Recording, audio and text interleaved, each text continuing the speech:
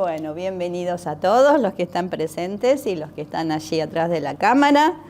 Y estábamos analizando el término propiciación.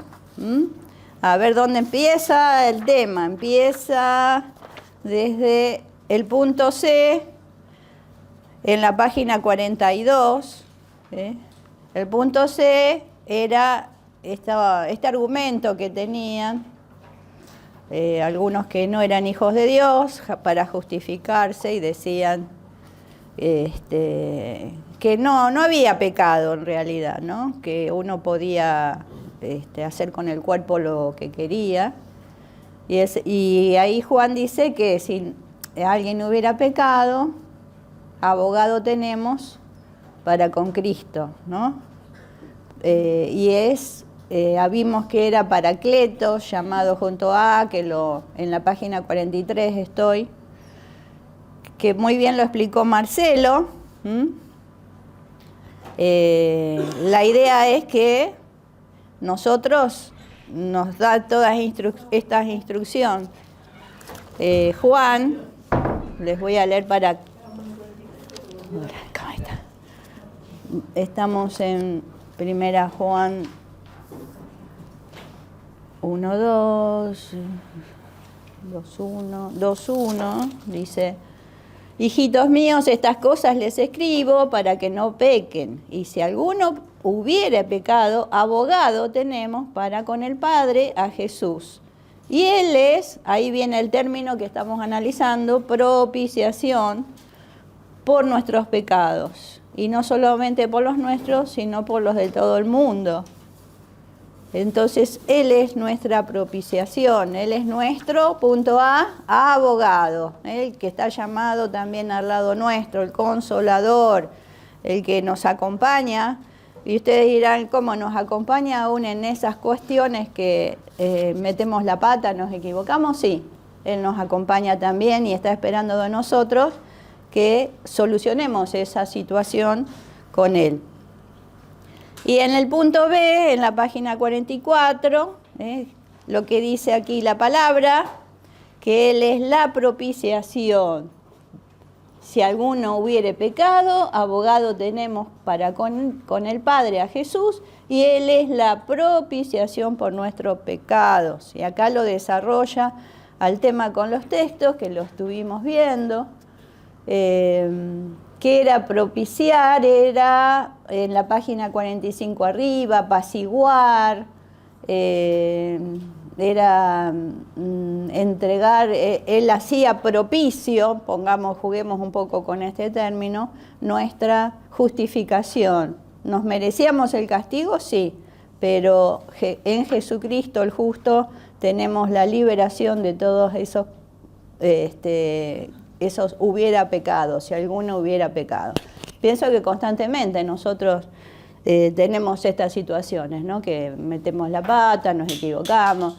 No digo esos pecados groseros, porque ya la sangre de Cristo nos ha limpiado de todas estas cosas feas, de cuando alguno quizás pudo estar en el mundo, pero ahora podemos, ¿no es cierto?, caer en alguna situación. Y constantemente el Señor sigue siendo propicio. Es algo que se va de todo el tiempo, ¿no? Fue, es y será. Porque en la eternidad también nada nos separará de ese amor en Cristo Jesús. Lo tienen claro esto, ¿no? Él constantemente es el que cubre, el que propicia nuestra salvación. Entonces, acá en la página 45... habla de esta necesidad de de esa propiciación. ¿Para qué? Porque la ira de Dios tenía que caer sobre los que se equivocaban, sobre los que pecaban. Y a la vez se necesitaba un Cordero Santo, ¿no? Y a mí me gusta explicar, eso no está ahí, lo traigo yo como ejemplo, el Cordero que quita el pecado del mundo. Y se acuerdan en los sacrificios del Antiguo Testamento, uno había pecado, de nuevo lo explico, ustedes ya me han escuchado esto, uno venía con ese animalito, lo presentaba delante del sacerdote, Y le decía uno al sacerdote, ¿no?, el pecado que había cometido. El sacerdote tomaba el animalito, imputaba el pecado que uno confesaba al animalito y ahí lo mataba, ¿no? Entonces era necesario ese cordero para quitar o que sobre él caiga el pecado, ¿no? Y ahí se sacrificaba. Entonces, en la figura del Nuevo Testamento, Jesucristo es ese Cordero de Dios que quita el pecado del mundo. Lo bueno de este sacrificio de Jesús es que fue una vez y para siempre. La persona en el Antiguo Testamento volvía a equivocarse, tenía que llevar otro animalito, el sacerdote tenía que volver a ejecutar el juicio, y se hacía una cadena interminable, ¿no?, de la sangre de los corderos, y hasta tal punto que ya el Señor, en este caso Dios, le dice: ya estoy hastiado de tanto derramamiento de sangre y ustedes no se arrepienten de corazón, ¿no? Lo hacían como un ritual para aliviarse, pero no cambiaban la actitud. Entonces era derramamiento de sangre y de sangre. Y el Señor ya les dice: estoy hastiado, ya no quiero esto. No, yo quiero un cambio del corazón. Y en el tiempo, ¿no?, toda esta figura de lo que era el sacrificio pasa al plan perfecto de Dios, que era la salvación en Cristo, y que Él era el verdadero Cordero Santo que quita ese pecado. ¿Lo entendieron así un poquito? Y llegamos así hasta el punto donde dejamos en la página 47. Y este puntito nos faltaba terminar. La necesidad de la propiciación, la naturaleza de la propiciación y la fuente de la propiciación. Nos cuesta un poco porque es una palabra que mucho no se usa, pero podemos decir de la cobertura de la obra de Dios. ¿Teníamos o no necesidad de esa cobertura? Sí. La necesidad ahí retomamos, la necesidad de la expiación se ve no por nuestros pecados, sino en relación con nuestros pecados. La necesidad de la propiciación no está constituida por la ira de Dios solamente, ni por el pecado del hombre solamente, sino por ambas cosas conjuntas. Constantemente el hombre va a caer en pecado, y constantemente Dios nunca va a conciliar con el pecado. Esto quiere decir. Entonces había una necesidad de que ese pecado estuviera cubierto. Sí o sí, ese pecado tenía que estar cubierto, y por eso era necesaria esta propiciación, era necesario el sacrificio de Cristo, era necesario el Cordero que tenía que, sobre el cual tenía que ejecutarse ese juicio divino.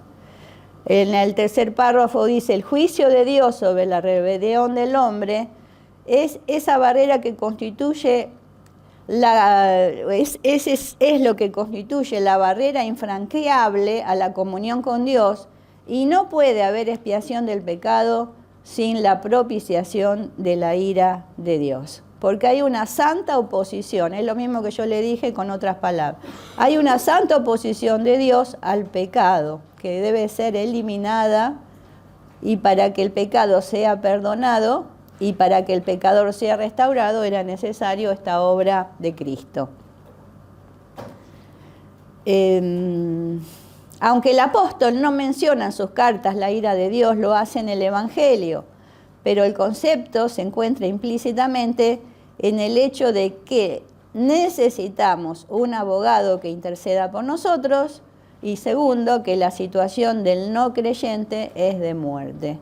Esto lo aclara bien en 1 Juan 3,14, ¿no? Aquel que rechaza esta obra de expiación del Señor y de propiciación, lamentablemente no va a la muerte. A ver, 1 Juan 3,14 dice: nosotros sabemos que hemos pasado de muerte a vida en que amamos a los hermanos. El que no ama a su hermano permanece en muerte. ¿Cuál es la naturaleza de esta cobertura que nos da Cristo? En 1 Juan 2:2 nos dice, y Él es la propiciación por nuestros pecados, y no solamente por los nuestros, sino también por los de todo el mundo. Entonces se indica que la naturaleza de esa cobertura es Jesucristo mismo. En ninguno de los versículos se hace referencia a su muerte, pero Juan ya indicó en 1 Juan 1:7 que lo que limpia el pecado es la sangre de Jesucristo, en virtud de su muerte sacrificial. Y les leo 1 Juan 1:7 para recordar, decía así: pero si andamos en luz como Él está en luz, tenemos comunión unos con otros, y la sangre de Jesucristo, su Hijo, nos limpia de todo pecado. Entonces, a veces tenemos que tener en cuenta esto. La Biblia también en la página 48 dice que Cristo es la propiciación y no el propiciador. En Romanos 3:25 lo voy a leer para ir sumando de lo que dice el apóstol Pablo también. Dice lo siguiente: a quien Dios puso como propiciación por medio de la fe en su sangre, para manifestar su justicia a causa de haber pasado por alto en su paciencia los pecados pasados. Pablo también utiliza este término propiciación. Dios lo puso como esa cobertura, y cómo se hace a través de la fe en su sangre, y así se manifiesta la justicia. Porque pasa, Dios pasa por alto en su paciencia los pecados. ¿Se acuerdan de que un poco Pascua quiere decir pasar por alto? Lo habíamos dado en algunos estudios para Semana Santa. El ángel que veía en las entradas de las casas de los judíos. ¿Y con qué estaba hecho? Con sangre, ¿no? Entonces, es otro simbolismo del Antiguo Testamento que se completa en el Nuevo. Dios ejecuta justicia, pero ¿qué pasa? Nosotros tenemos la pintada ya la marca, ¿no?, de ese cordero, el de la sangre. ¿Y qué pasa? En el ángel de la muerte tiene que sí o sí pasar por alto, no puede tocarnos, ¿no? Como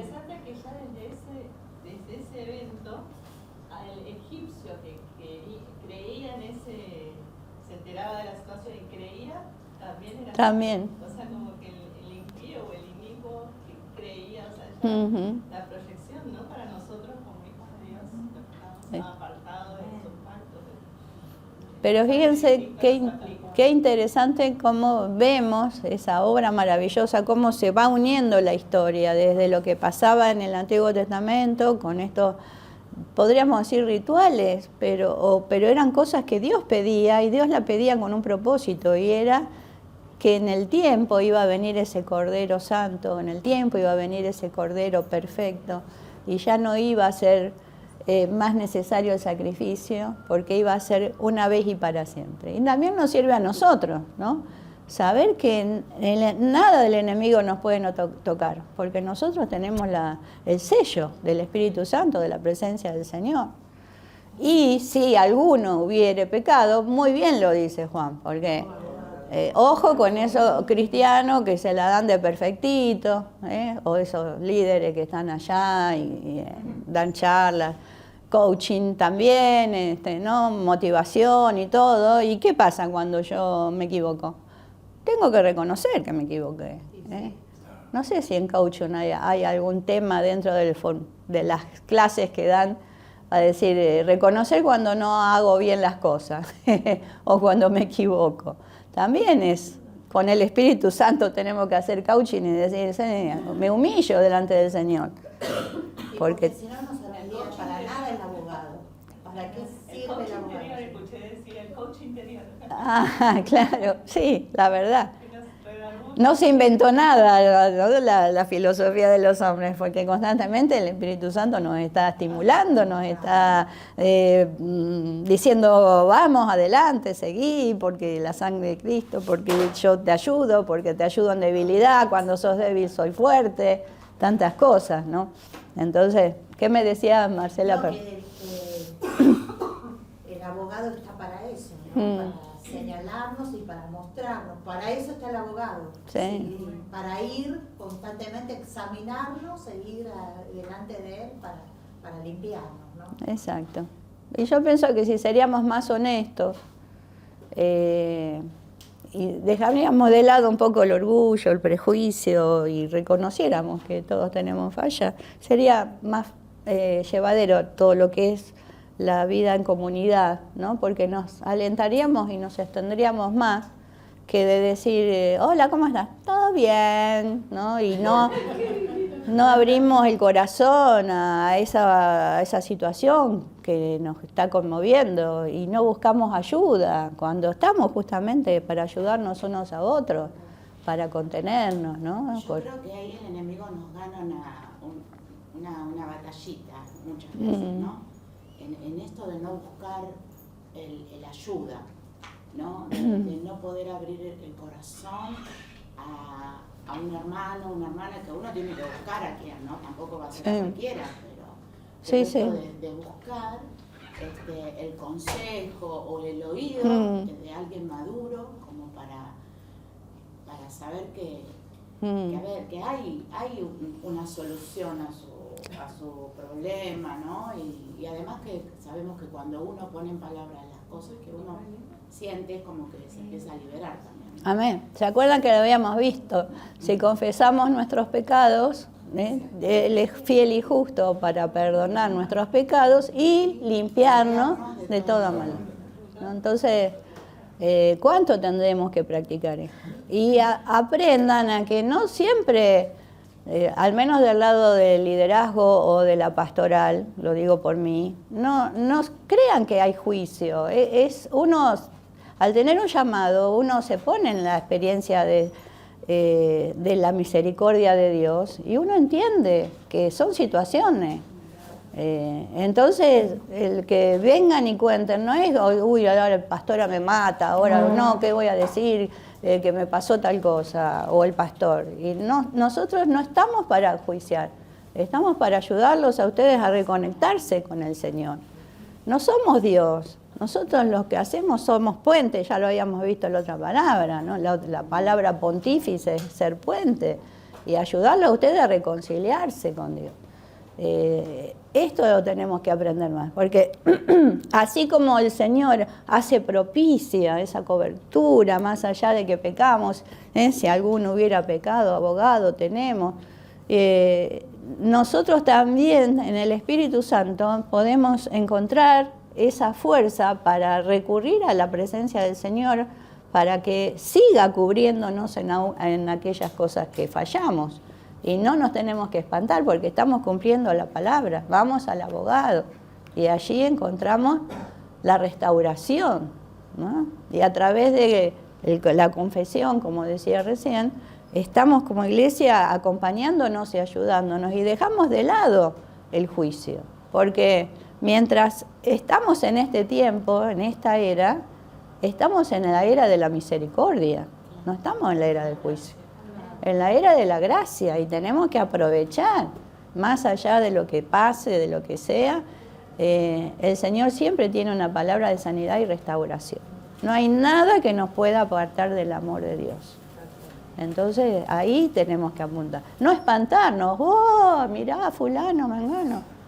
¿Qué sabemos nosotros? Nosotros tenemos hijos, tenemos familia. ¿Qué sabemos si alguno de nuestros hijos o de la familia no puede caer en un pecado como ese del hermano o mayor?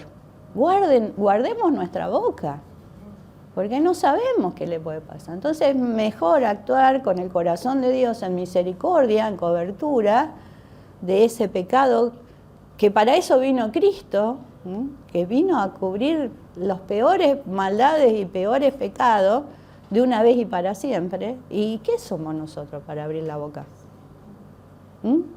remitir a Dios el pecado. Es como el sacerdote. Se espantaba de lo que le venía a decir esa persona con el corderito. Calculo que muchas veces, pero ¿qué hacía? Enseguida ejecutaba todo sobre el cordero y se ponía a dar una disertación sobre los pecados de los cristianos, de los hijos de Dios, y espantarnos y hacer chusmerío. Bueno, entonces tengamos en cuenta esto. Abogados tenemos, si alguno... También el ejemplo de Jesús. Claro. La pecadora, la actitud que toma, ¿no? Que la ama sobre todas las cosas.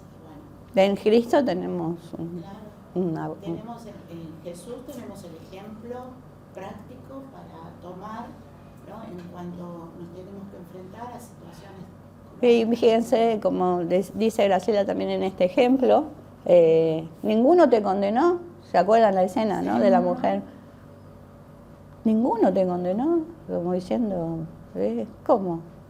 Ni yo te condeno. Si ni el Señor condena, lo que sí advierte, no sigas en ese ciclo de pecado, como diciendo ahí ya no, pero Ya bueno. lo había confesado, ¿no? Claro. Sí, me pasa esto y hago esto. Y Entonces, el tema es poder ahora ser no libre, sirve más. ¿no? Mm. Vivir en la libertad de Cristo. Y la libertad El- tiene que ver con la confesión, Mm. con sacarnos el peso que tenemos de aquellas cosas que a veces no nos perdonamos nosotros Eso. mismos. Somos los mayores culpables nosotros. Sí, Nuestra- o jueces. y nos sobre quedamos nuestras enredados en eso. Exacto. Y eso es lo que Claro, justamente eso es lo que el no. Señor no quiere y que tengamos en cuenta esto, ¿no? Cuando hablamos de que Él es propicio, Él cubre todo. Entonces no sigamos nosotros autoinfligiéndonos cuestiones que ya pasaron. Ya está. Un cordero, se le imputó al cordero eso y dejemos. Y ahora sí entramos en este tema de las pruebas. Ustedes recuerdan que cuando dimos la introducción, si quieren ir a ver la página 3, sí.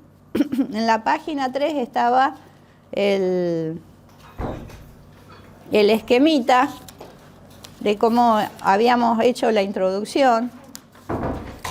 Fíjense que ahí está todo lo que sería el contenido de la carta, ¿no?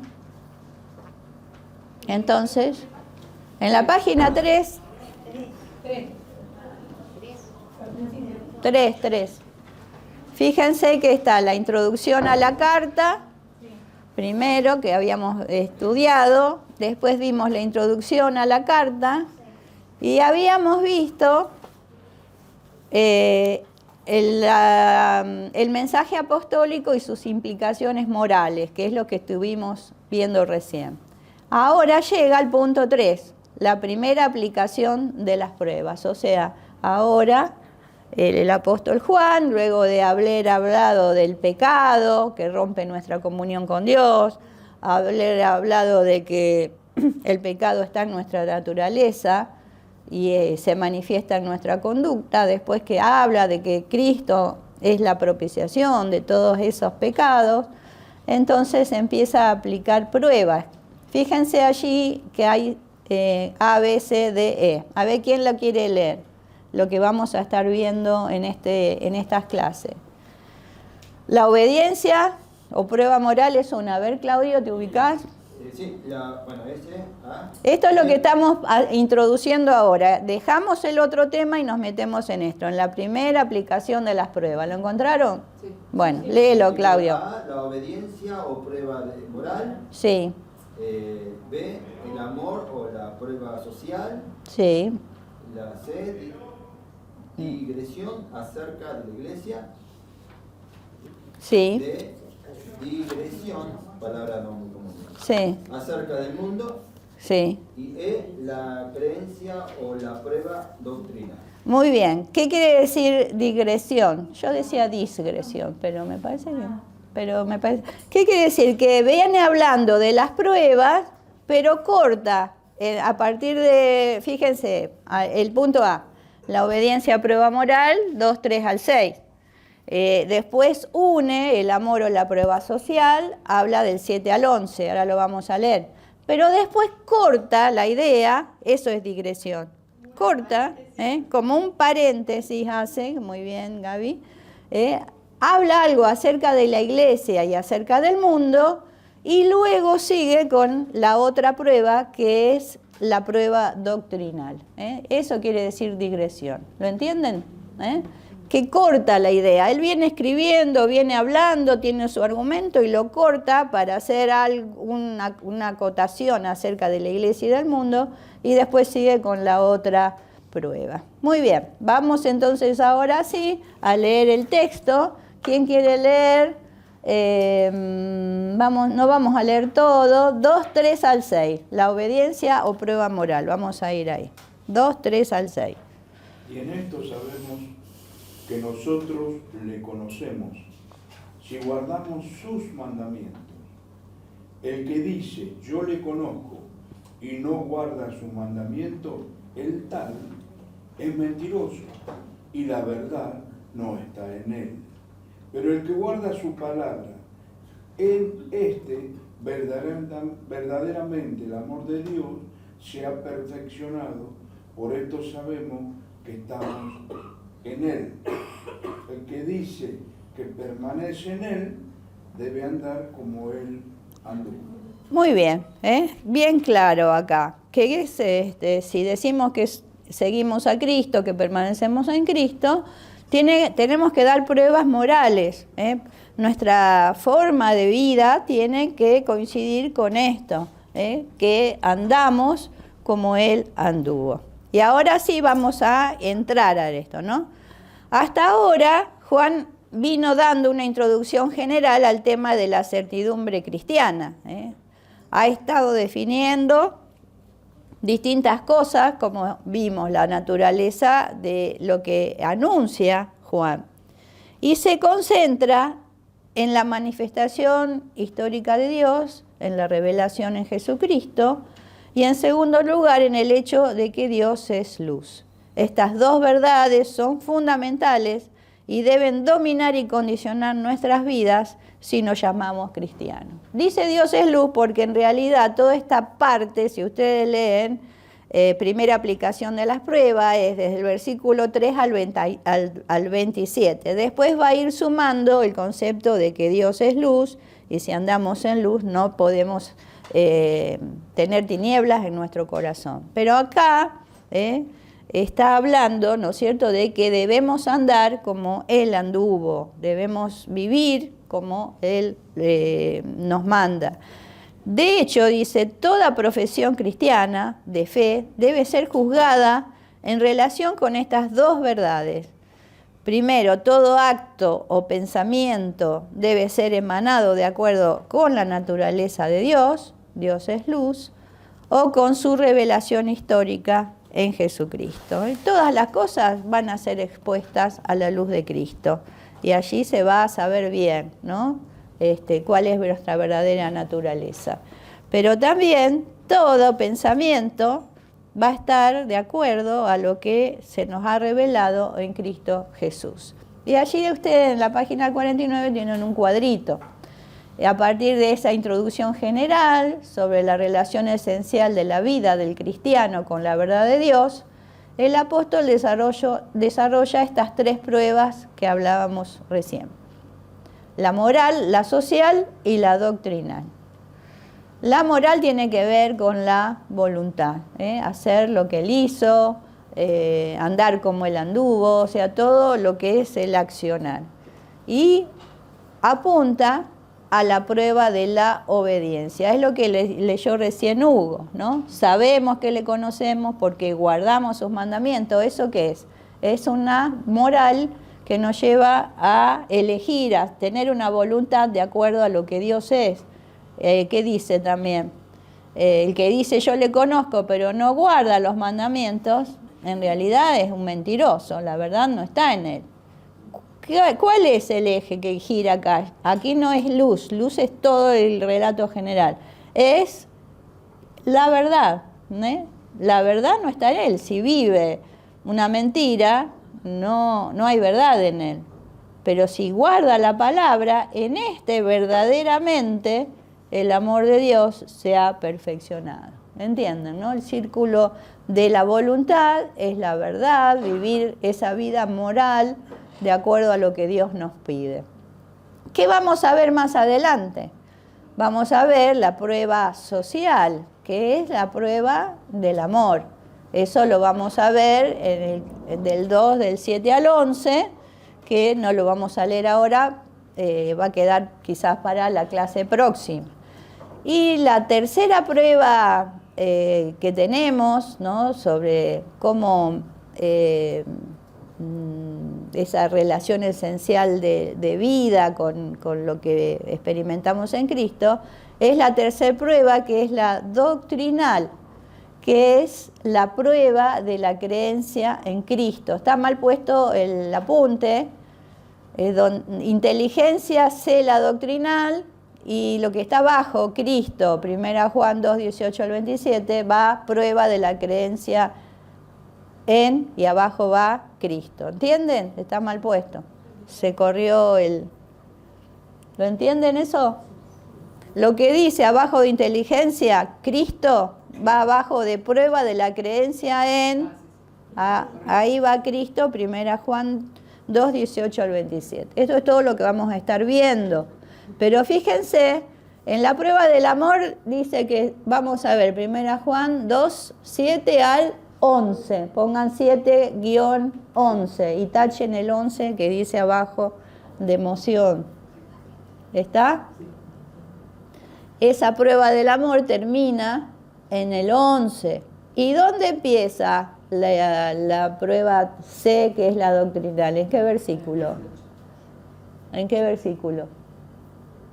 Prueba de la creencia en Cristo, ¿en qué versículo sigue? Sí. Primera de Juan 2, ¿cuánto? ¿A partir de qué versículo? Y entre el 11 y el 18, ¿qué pasa? Que no está ahí. La digresión. ¿Entienden? Vamos a estar viendo todo este bloque, pero vamos también a meter dentro del bloque eso que el apóstol Juan hace entre paréntesis sobre la iglesia y sobre el mundo. ¿Lo entendieron? Entonces ahora nos metemos bien en 2, 3 al 6, que lo leyó Hugo, ¿no? Entonces, en la sección anterior, como un repasito, Juan ha registrado 3 afirmaciones falsas de los herejes, introduciendo cada uno con la frase si decimos.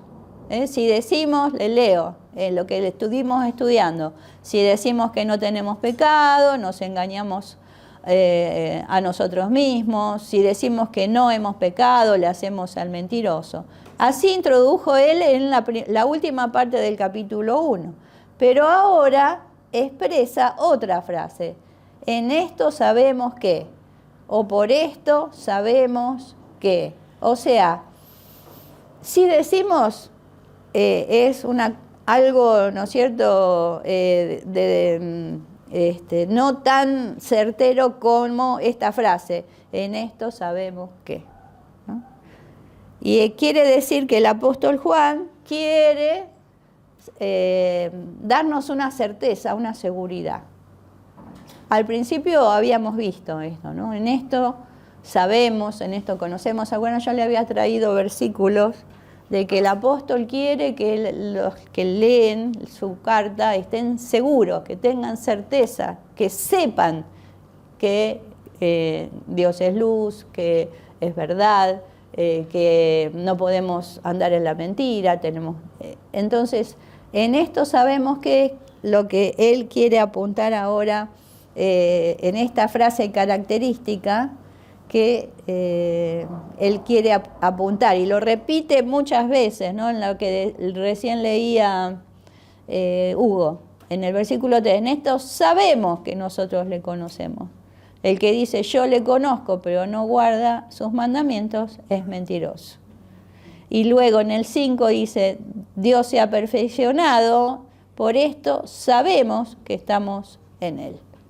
Debemos permanecer como él anduvo. Esto es la prueba moral. La repetición de estas expresiones en la carta muestra que el propósito del autor es proporcionar pruebas por medio de las cuales se pueda distinguir a un cristiano verdadero de uno que no lo es. ¿Qué pasaba? Los gnósticos, ¿se acuerdan? En particular, pretendían tener un conocimiento, una gnosis de Dios.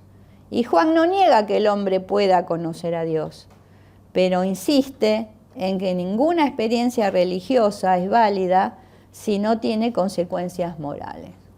O sea, es fundamental que vivamos lo que creemos, y eso es lo que de alguna manera Juan intenta decir, porque estaba el mal modelo de esta gente que se decía que llegaba al conocimiento de Dios profundo, pero después tenía vía libre para hacer lo que quería.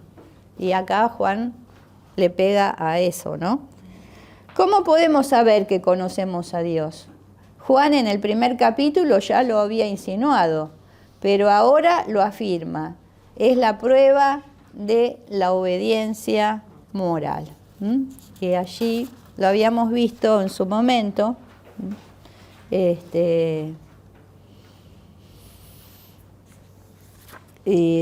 la página 26 y 27, pero no los voy a llevar ahí porque se van a distraer. Entonces, acá tenemos estos puntitos en la página 50 que nos explica todo lo que es la prueba de la obediencia moral.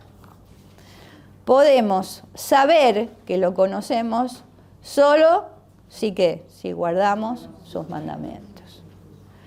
Esto no quiere decir que los que guardan sus mandamientos son los que cumplen plenamente con la ley, sino que son aquellos que, de acuerdo con la debilidad humana, se esfuerzan, según sus capacidades, por formar sus vidas en obediencia a Dios. Esto está sacado de un comentario de Calvino, ¿no? Pero me interesó esto y lo subrayé. Esto no quiere decir que los que guardan sus mandamientos son los que cumplen plenamente con la ley. ¿Nosotros cumplimos plenamente con la ley? Intentamos. Lo intentamos. Entonces me gustó también la segunda parte, que se la robaron a Calvino y está muy buena. ¿Quiénes somos entonces nosotros? Somos aquellos que, de acuerdo con nuestra propia debilidad, nos esforzamos, según esas mismas capacidades que Dios nos da a través del Espíritu Santo, los dones que Él ha puesto en nosotros, para formar nuestras vidas en obediencia a Dios. No nos la tenemos que creer, porque hay debilidad. Entonces, igual, el plan está preparado para que nosotros nos esforcemos según nuestras capacidades para formar nuestras vidas en obediencia a Dios.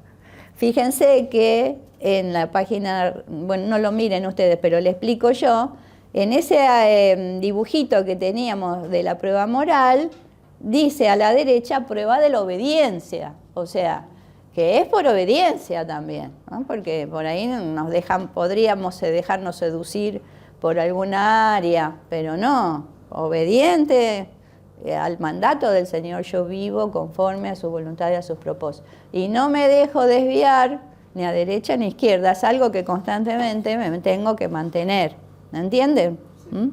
Es algo de obediencia. Segundo puntito, el principio positivo del versículo 3 está ilustrado en el versículo 4 por un ejemplo negativo. Veamos el versículo, que ya lo leímos. Y en esto sabemos que nosotros le conocemos si guardamos sus mandamientos. Es positivo. Y el que dice, yo le conozco, pero no guarda sus mandamientos, el negativo, ¿qué pasa? El tal es mentiroso y la verdad no está en él. Bien drástico, porque tenemos el camino de ajustar nuestra vida a Dios. Cuando no lo hacemos, estamos viviendo una mentira, ¿sí o no? Somos mentirosos. Entonces está bien clarito. Además, el que guarda su palabra muestra con su obediencia que es un verdadero cristiano. Yo subrayé obediencia porque me parece que hay que ajustar esas debilidades humanas a la obediencia a Cristo. Entonces, muestra con su obediencia que es un verdadero cristiano. No se refiere a la observación de sus mandamientos en particular, sino su palabra en general, la cual es considerada como una única y completa revelación de su voluntad. Porque quizás hay cositas en la Biblia, como dice, ¿no? Si no es meterme en el detalle de no comer morcilla, pónganle, ¿no? Porque es un detalle, le guste o no le guste. Pero es la palabra en general. Yo me puedo tomar una licencia de decir como morcilla y pónganle, porque son mandamientos del Antiguo Testamento, lo que sea. Si me escucha un adventista me mata, ¿no? Pero, o algunos que no tienen esa costumbre, pero es en el espíritu de toda la palabra, no quedarme en una cosita, que Dios me da la libertad de decidir, ¿no? Que el otro hermano puede pensar diferente, pero bueno, eso es el espíritu en general, obedecer la única y completa revelación de lo que Él quiere. Ser cristiano consiste, en esencia, en tener una relación personal con Dios en Cristo, conocerlo, amarlo y permanecer en Él como el pámpano permanece en la vid. Lo leí rápido, pero ya lo vamos a desmenuzar. Yo le puse 1, 2, 3 y 4. Ser cristiano, ¿qué consiste en esencia? Primero, en tener una relación personal con Dios en Cristo. Si no tenemos esa base, no somos cualquier cosa, ¿no? Nos decimos ser cristianos. Entonces, relación y personal, o sea, de intimidad, de comunión con Él, seguir queriendo ser como Él es, que Él sea nuestro ejemplo y nuestro modelo. Para eso tenemos, punto 2 arriba, chiquitito lo pueden poner, tenemos que conocerlo. Y esto, cuando yo quiero conocer a una persona, me voy a tomar un cafecito, charlamos, me cuenta su historia, ¿no? Oramos juntos. Eso es lo que tenemos que hacer, si digo ser cristiano, en la comunión con Dios, conocerlo, indagar, preguntarle al Señor, darle tiempo que me responda. Señor, ¿qué quieres que yo haga? ¿Hacia dónde dirijo mi vida? ¿Qué voy a hacer en el próximo tiempo? Señor, usame, pero yo quiero saber tus propósitos, no quiero mandarme solo. ¿Entienden, no? Esto es tener una relación personal y ser cristiano. Tercero, fundamental, amarlo. Porque lo vamos a ver más adelante, amar más las cosas de este mundo que a Dios. Y allí me va a traicionar mi voluntad, la obediencia, porque lo prioritario va a ser lo que yo más amo, ¿no? Entonces no puedo tener dos señores en mi vida.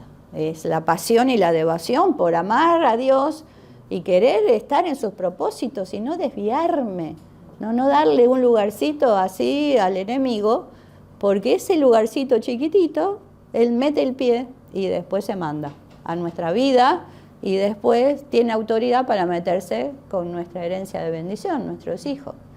Entonces, si nosotros supiéramos cuando le damos lugar, un pequeño lugarcito al enemigo, cómo eso desvirtúa nuestra vida y va haciendo todo un trayecto de maldición, porque el enemigo es maldito, hacia la generación. Entonces, no lo digo para establecer mi relación con Dios por terror, pero por respeto, porque yo no quiero que el enemigo no tenga algo así chiquito en mi vida. Ni una mentira, ni un agregado de un comentario, ni hablar en voz alta de una queja o una maldición. Tenemos que cuidar mucho porque son todas pequeñas cosas de que el enemigo se toma para penetrar. No es que nos va a poseer porque nunca vamos a... Pero sí que podemos tener cierta perturbación porque le damos lugar. Entonces amarlo porque es el amor de Dios el que nos da todo, el amor bueno, el amor puro. Yo hablaba con la señora que trabaja en casa sobre esto y ella me decía que como que le habían hecho un trabajo y yo y que al final ese trabajo que le hicieron se le volvió en contra porque se enfermó esa persona y ella después se enteró. Y yo digo, es que Dios es el amo bueno, el que siempre vos le servís vos haces cosas para Él, lo amás, y siempre te va a dar buenas cosas. Nunca te va a meter el palo en la rueda, te va a juzgar, te va a decir siempre cosas bonitas. Pero cuando vos servís al malo, al maligno, él es un amo malo. Va a querer destruirte, no le importa que vos hagas cosas a favor de él. Él te va a compensar, pero con cosas malas, te va a destruir, te va a enfermar, y va a enfermar a todo tu entorno. Y así tenemos que tener en cuenta esto, ¿no? Porque le damos un lugarcito y queremos satisfacer algo propio, y vamos a ser los más dignos de lamentación de ese error que cometimos. Por eso enseguida que nos damos cuenta que hicimos algo hay que recurrir y pedir perdón al Señor, porque Él es el verdadero amor. Y ya que Jesús bueno, es el putito, perdón, estábamos, ¿no? Me quedé en amor. Conocerlo, amarlo. Conocerlo, amarlo y permanecer. Esperen que me perdí. Conocerlo, amarlo y permanecer en Él como el pámpano permanece en la vid. Punto 4. Permanecer. Si nosotros nos deslizamos, nos apartamos, tenemos que estar juntos entre nosotros y también con Él, en ese formar ese pámpano que es como una rama fructífera que permanece en la vid. Y esto, cuando cumplimos todas estas cosas, le da el significado a nuestra vida, que es vida eterna, porque ya desde aquí, como nos explica siempre el pastor, podemos disfrutar de esa vida plena que Dios nos ofrece. Y en el versículo 6, no solamente esto, sino que Juan va más allá, lo leo, dice, el que dice que permanece en Él debe andar como Él anduvo. No basta con guardar su palabra, además debemos andar como Él anduvo. No podemos pretender permanecer en Él a no ser que nos comportemos como Él. Y ahí juega esto. Señor, vos anduviste por esta vida haciendo bienes. Señor, vos anduviste por esta vida buscando tiempos de oración por el Padre. Vos anduviste por esta vida enseñando a otros que necesitaban conocer más de Dios.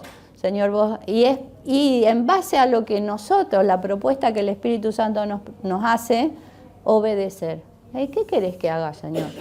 Yo quiero andar como vos anduviste. ¿En qué cosas de las que vos hacés me querés utilizar? ¿No? Y eso tiene que ser un diálogo y puede ser variado, porque lo que yo hago no puede ser lo que Dios la esté llamando a hacer a Juanita o a Ezequiel. Cada uno es como es y Dios usa nuestra personalidad. Pero necesita nuestra obediencia, que yo la llevaría no a la obediencia rigurosa, sino a disposición de nuestra voluntad, ¿no? Decir, sí, Señor, estoy dispuesta, a ver, ¿no? A eso. Y ya nos queda poco. El amor o prueba social, que está del versículo 7 al 11, por lo menos lo leemos para prepararnos para la próxima clase, que sería la segunda prueba, que es la prueba social, que quiere decir que todo lo que hacemos tiene que hacerse en el espíritu del amor. ¿Quién quiere leer 7 al 11? Hermanos, no os escribo mandamiento nuevo, sino el mandamiento antiguo, que habéis tenido desde el principio. Este mandamiento antiguo es la palabra que habéis oído desde el principio. Sin embargo, os escribo un mandamiento nuevo, que es verdadero en él y en vosotros, porque las tinieblas van pasando y la luz verdadera ya alumbra. El que dice que está en luz y aborrece a su hermano, está todavía en tinieblas. El que ama a su hermano permanece en la luz, y en él no hay tropiezo, pero el que aborrece a su hermano está en tinieblas y anda en tinieblas. Y no sabe. Y no sabe a dónde va, porque las tinieblas le han cegado los ojos. Muy bien, aquí ya empieza así. Antes era la verdad, ahora el eje es la luz con las tinieblas. Así que les invito a que puedan leer el amor, que es la prueba que realmente el Señor está con nosotros, que es la prueba social, porque tenemos que vivir en base a ese amor. Y vamos a cortar acá si podemos festejar, aunque sea un ratito, el cumpleaños de Vale, así que tenemos la tortita. Pero, ¿qué les parece si oramos? ¿Mm?